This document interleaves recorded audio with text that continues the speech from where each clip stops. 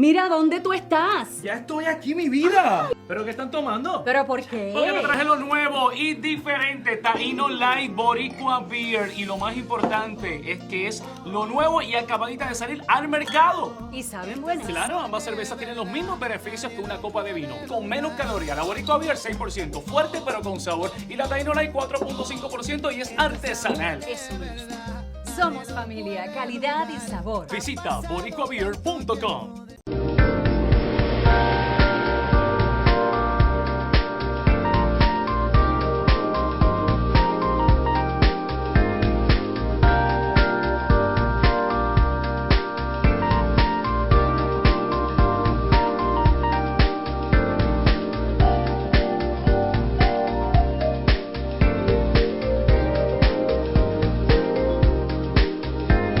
Good evening. Welcome to another edition of EduTV. I am your host, Greg Perkins, and we have my co-host with us today, Miss Angela Morales.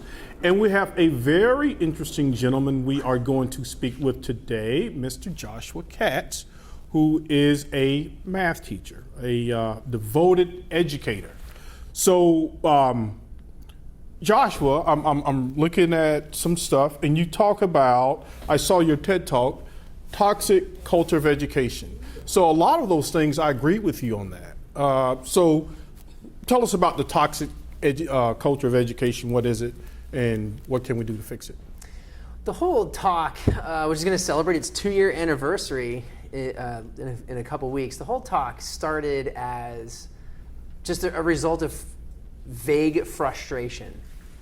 And I couldn't quite put my finger on what was really bugging me as far as my role as a teacher or even as a parent with students in public education, what's happening to my profession. I couldn't put my finger on it. So I just began to write. So I just started writing, and it was 13 pages of pretty much non-coherent venting. And I finally had an opportunity to narrow it down, and I had realized what was happening was the emphasis of high-stakes testing and the narrowing of our curriculum when it comes to the whole concept of education or student learning. What is it that we expect from students? And it became this whole idea that we're just narrowing everything down and then measuring it in such a tiny scope and then placing such heavy emphasis on that measurement. So when the opportunity came to give the talk, I had to come up with a title.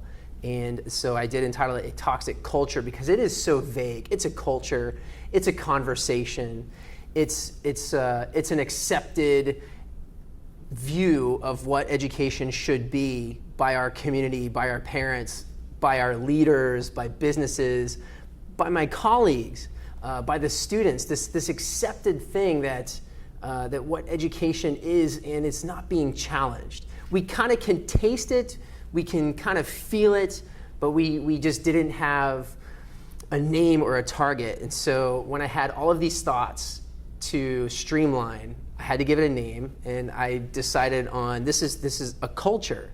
It's not just a test, it's not just a law, it's not just Common Core. It's a conversation. It's what we accept as the culture in the United States of America as far as education goes, and it's toxic. Yeah, one of my favorite quotes is by Bill Clinton. He said, if you see a turtle on a fence post, it didn't get there by itself, right? Exactly. So, and Angela, you and I, we talk about this all the time in terms of, okay, let me teach, don't pigeonhole us so much that we begin to alienate kids. And like you say, as early as 3rd grade, make kids begin to feel like they're failures before they've had a chance. I actually discovered this week, last week, that it's earlier than that.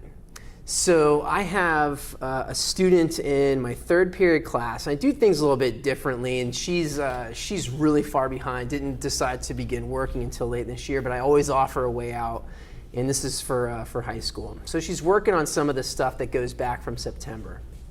And she said to me just 2 weeks ago, "This is hard, I can't do it." And I said, time out. You just said 2 very different things. You said, this is hard, and then you said, I can't do it. And then I started to wonder, when was it that we equated this is hard with I can't do it? Now I have 2 children, well, I have 3 children, but 2 of them are in public school, one's in 3rd grade, one's in kindergarten, or in 1st grade.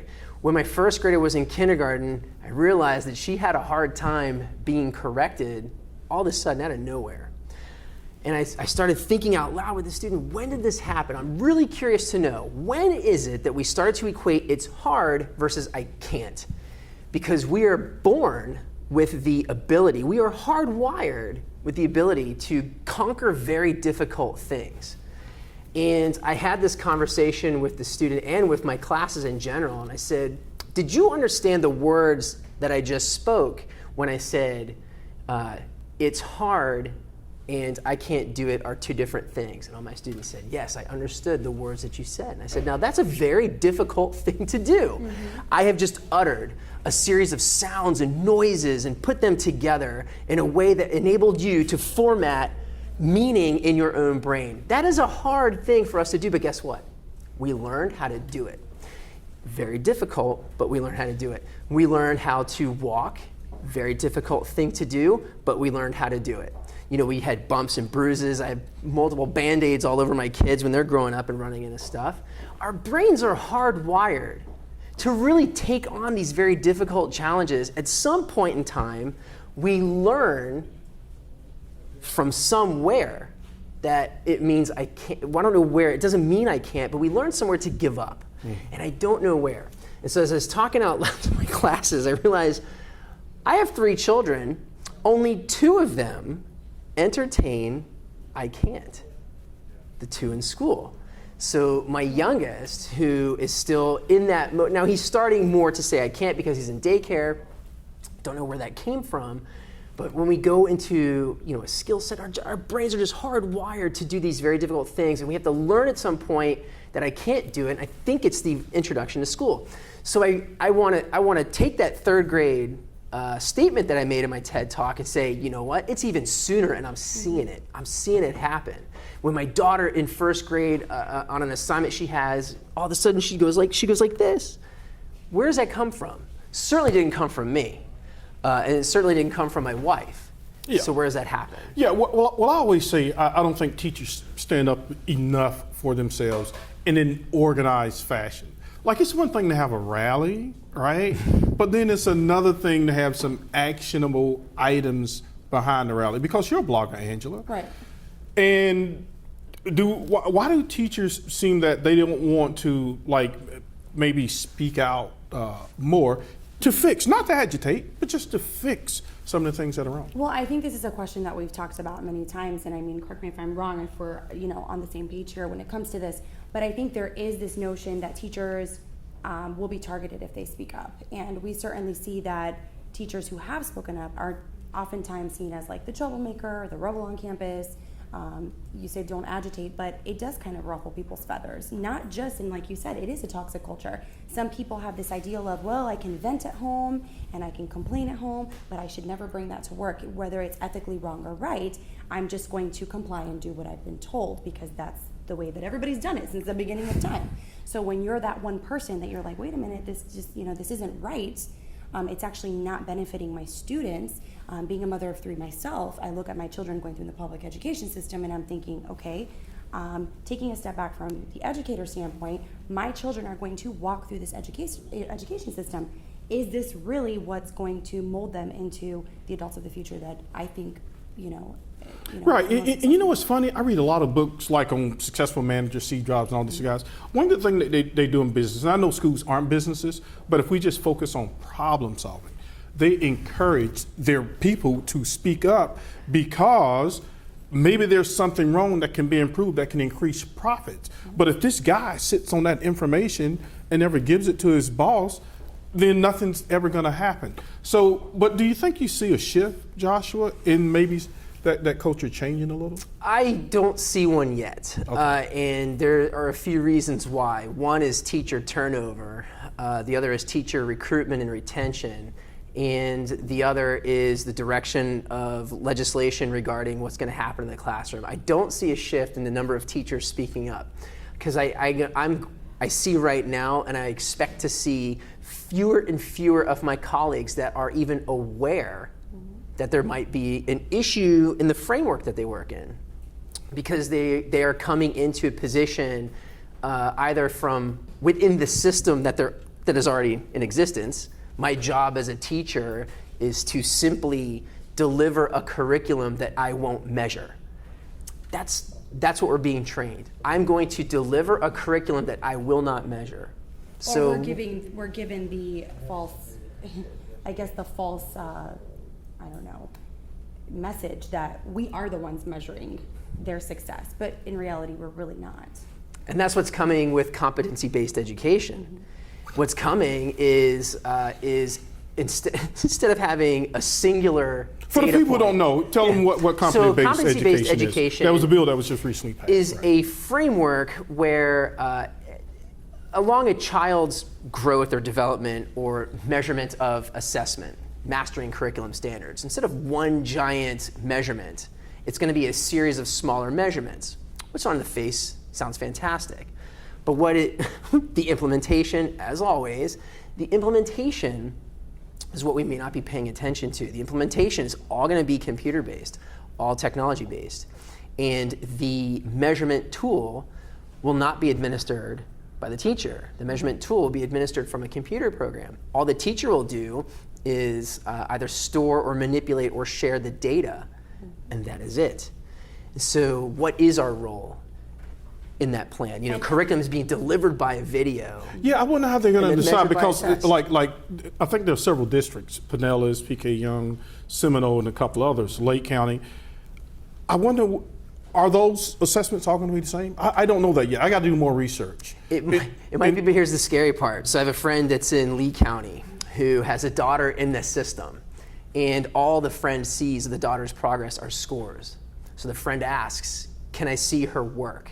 Sorry, you can't. It's private information. Is it a pilot program? Yes, you can't see the work. You can only see the score. So the parent has no idea what the student is doing. Just the result, 35%, 65%, 92%. And mind you, there are some of these programs, because we use them, that have mistakes in the questions. And you can't bypass it unless you answer it incorrectly. Or what if you get your smart genius cousin to do the work for you? Like, I feel like doing this, right? Because I think a lot of college athletes are doing it now because of online learning, especially, you know, hey, I got to take this class. I got to go to basketball practice. I'll pay you $5. You come and take this thing for me. Hey, it's generating jobs. Building an economy. Helping our economy. Speaking of which, I like one thing, and we have about 2 minutes left here, and then we'll finish on the other side. I like the fact that during your TED Talk, you talked about those kids who have maybe like a particular skill set. Like one kid may want to be a barber, and so why does he need to take geometry? Or, I don't know, philosophy. I want to cut hair. I don't want to know about Shakespeare. I just want to cut hair, man. That's actually one of the things I will backtrack on a little bit, because a student had asked me just today, Mr. Katz, do you ever think that school's a waste of time? I said, well, depends on how you're viewing it. She said, what if I know I'm never going to use this stuff for the career I want? I said, well, if you already know the career you want and you've made that decision, then maybe this is not for you. But at the same time, school should be an opportunity for you to gain knowledge, to learn as much as you possibly can.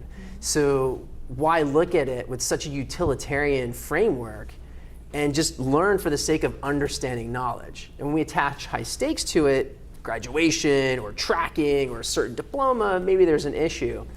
But when we have already made that idea fluent in their head, because we have approached education not as what it should be, learning and knowledge and the beauty of life. We have now made it such that you're a worker, you're a cog. If you're going to do this, you don't need that. Maybe that's a problem. Yeah, I always wonder sometimes if a kid is sitting in the classroom and he says, what am I learning this for?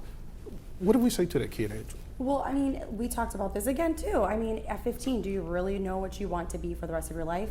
I mean, I know that I wanted to do so many different things with my life, and it wasn't probably until I was 25 that I was solid. Okay, now I really want to be a teacher. Okay. And that's when I became a teacher. We have a hard break, and we'll finish on the other side. Folks, we'll be right back for the second part of EduTV.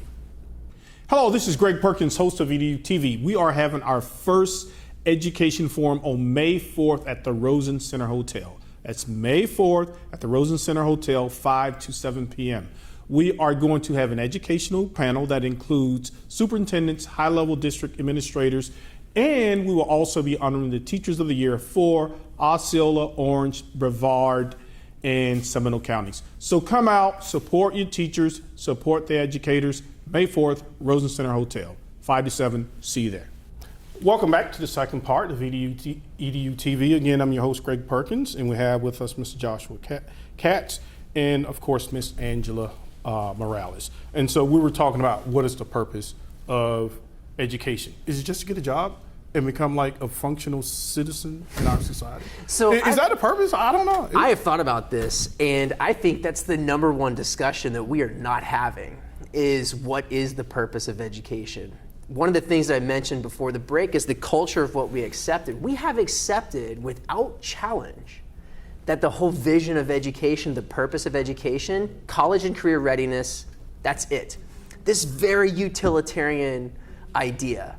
And we've accepted it because it comes down from the Secretary of Education at the federal level. It comes down from every governor, from every Secretary of Education at the state level, comes down from every district, every principal.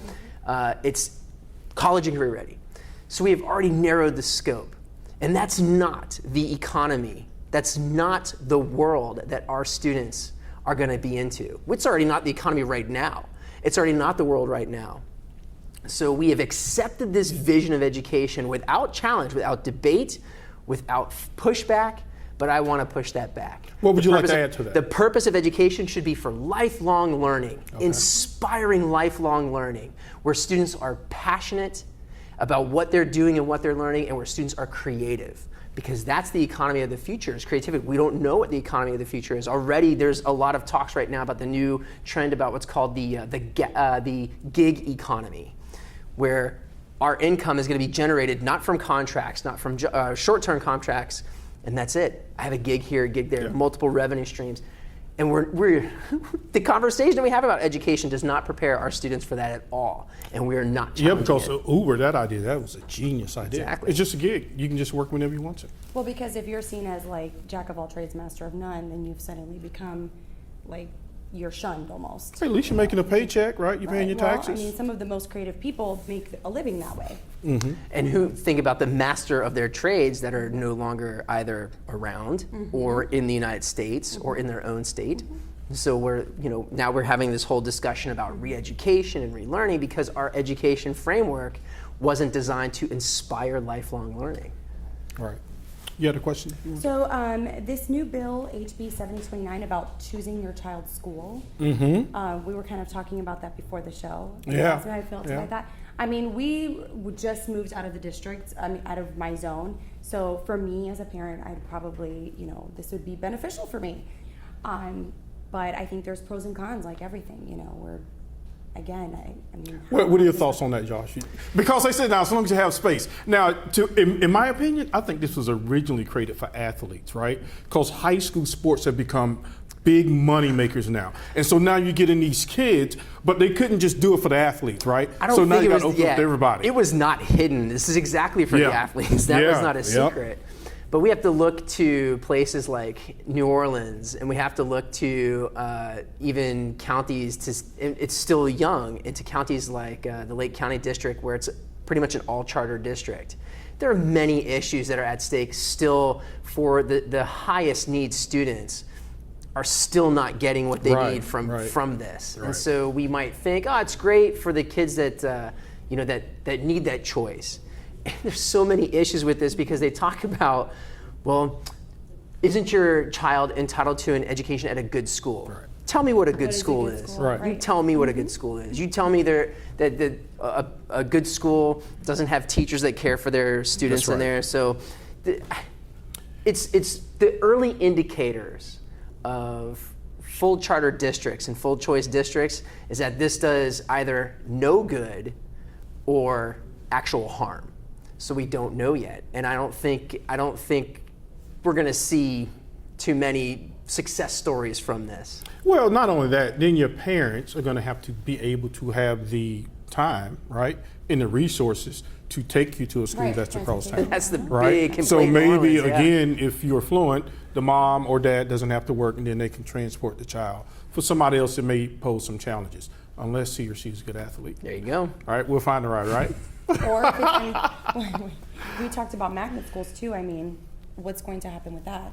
Is Yeah. that going to play a part? Like, what really determines whether a child can go to that school or not? I don't know. It's going to be interesting. They Like, what passed lines up? they passed the bill, so this is going to be interesting to see how this works. Right. So like But it's if only, what counties is this in? it's This throughout is the state. The entire state? The entire state. You I- can go I anywhere you thought it want was to. only- So if you want to drive your kid down to Miami every day, Angie, you can. Every day. My sister lives there. Maybe she can stay with my kids Monday through Friday. I could foresee another outcome of this being multiple school closures for high poverty areas. And that's going to be unfortunate because I think the best solution for any education is a community-based school where everything is within walking distance, especially for the parents. And They're building one in Paramore, right? That new Paramore. I'm not familiar with what's yeah, happening it's supposed. there. That's supposed to be the whole idea behind that. It's a partnership between the city of Orlando, UCF, Paramore, and Creative Mr. Rhodes. Village. Yeah, That's Creative correct. Village. Okay, yes, yeah. yes. So we'll see what happens with that. But what we've seen so far, even in our own district, is when we've had community lines being redrawn, where you may have an engaged parent who lives 2 blocks from a school, but because of a number of reasons, these district lines are being redrawn. Population evening out. If a parent or a family that was 2 blocks from one school now has to be bused to another school, that school has lost that family. Yes, the school has gained the student, but it has lost the family. And that is a significant detriment to the entire neighborhood, to the community, to the parent themselves, and to the student. But we haven't seen that. And I think what will happen with this bill being passed is more instances of schools closures because we will not have the sustainable population at a certain facility because they're moving elsewhere when we could be investing in that community. Okay, you guys are teachers, right? I want to get your thoughts on this, okay? It bothers me that constantly at high poverty schools, they can never seem to quite get there. But then I'll read some stories where there are students in high poverty areas and they excel. But on a whole, normally they do not. Why can't you just fix the place where you are? I know we don't have enough time for that, but take a stab at it anyway, both of you guys. So you have your success stories, no doubt. Just with anything, there's always success stories. Right. But when you look at the aggregate picture, what's happening in a majority of places that are high poverty schools? So in the most cases, we don't have success stories, right? But of the handful, and I'm serious, across the United States, maybe 30 success stories. That's not a lot, but that's what we focus on. And then we say, well, these schools can do it. Why can't every school do it? Every school that's in a high poverty area. That's my question. Well, let's talk about what is it. Okay, so what is success? When you said get there, where is there? What are we talking about? Are we talking about students who are fed? Are we talking about students that can wear a fresh pair of shoes or a fresh pair of socks? Are we talking about students that have necessary health care? Because these are factors that are outside of what the school does. And what we don't study is in these success stories, these handful of success stories, what's going on with the auxiliary services? Are they getting health care? Are they getting food? Are they getting, it's because some campuses have an entire wraparound services model. Are those campuses? We just don't know because we're so busy focused on the tiny amount of success stories and then looking at the 98% of the other stories and shame on you because these 2% did it, so can you. And it's so unfair. And you said it. I mean, you are just measuring it with tests, the same test. I mean, that's it. Is that there? No, it's not fair because I was having a conversation with somebody last week. And I said, there are good kids at any school, okay? A lot of times you'll see these so-called urban schools and say, oh, it's a bad school. I'm like, every child at that school is not bad. Right. I'm like, there's a scientist at that school, there's a doctor at that school, there's an entrepreneur. So even within, certain venues, all these kids aren't bad. And this is why, we have the show, we're having the conference on May 4th, because I want everybody to feel valued and appreciated. Because most of the stuff rolls downhill on the teachers, and I don't like that. But then I begin to look, the legislators they make the laws, right? Then they give it to the Department of Education. Department of Education gives it to the superintendents. Superintendents gives it to you guys. So it's like, man, who do you blame? How can we fix this? I just want to bring everybody together and fix this stuff. I have a solution. Okay. Massive deregulation of education. All right, what does that look like? Well, it looks like, you know what, if each community within a district, each community is completely different. And we have to address the needs of the community. All right, I'm going to push back on you just a little bit. Sure. We got to have a standard though, right? Some Why? type of standard. Why? To make sure. Now, one thing I did like about the No Child Left Behind legislation is that for the first time you really put a focus on assessment, right? Assessment should be used to see what the child knows and does not know and what to do to fix it. Now, I don't Assessment agree. I don't does. agree about the punishment part of it. I don't like that. Because I feel so bad for a kid who spends like 13 years in high school. No, 13 years of school, right? And I don't know, maybe he's got a 2.5 or a 3.0. And this kid can't pass the FSA. You're not going to let him graduate? Are you Right, kidding so me? let's ask the question, who is in the best position to assess what the student knows or does not know? The teacher. Absolutely. Okay. And so we have, maybe we call it a problem, even if it was a problem that legislators, private industry, even school boards, principals, maybe they don't trust what the teacher does. In that we have the authority to assess what a student knows and does not know. So if that is the problem, our assessment of what a student knows and does not know, then what's the solution? Stripping us of the authority or training us to use that authority? Because I love this conversation. Well, how are we going to know what our students know and don't know? Don't the parents have a right to know what their children know? Yeah, if only there was a position called a teacher that would spend time with the students every day. And if only we could do a report on the students' progress, like a progress report.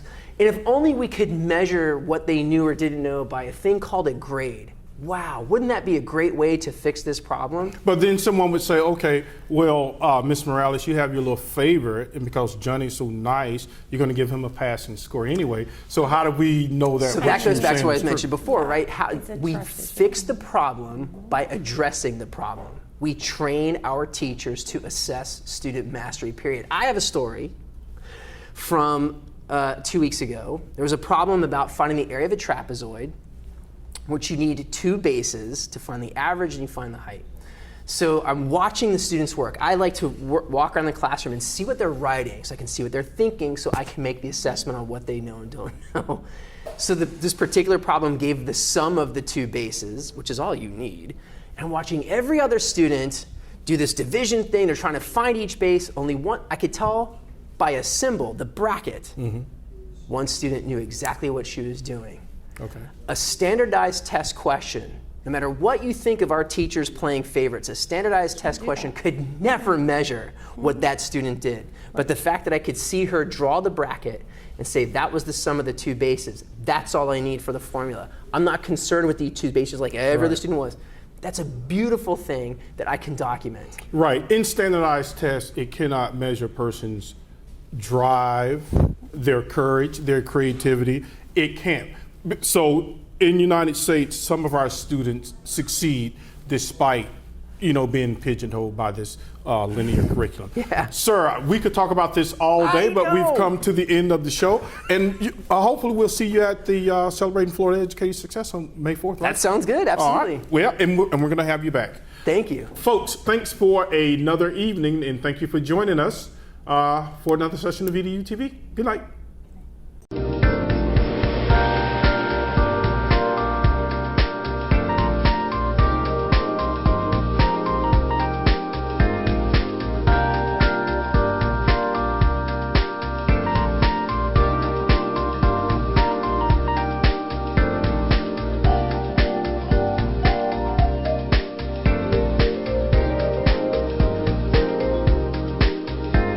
Hello, this is Greg Perkins, host of EduTV. We are having our first education forum on May 4th at the Rosen Center Hotel. That's May 4th at the Rosen Center Hotel, 5 to 7 p.m. So come out, support your teachers, support the educators. May 4th, Rosen Center Hotel, 5 to 7. See you there.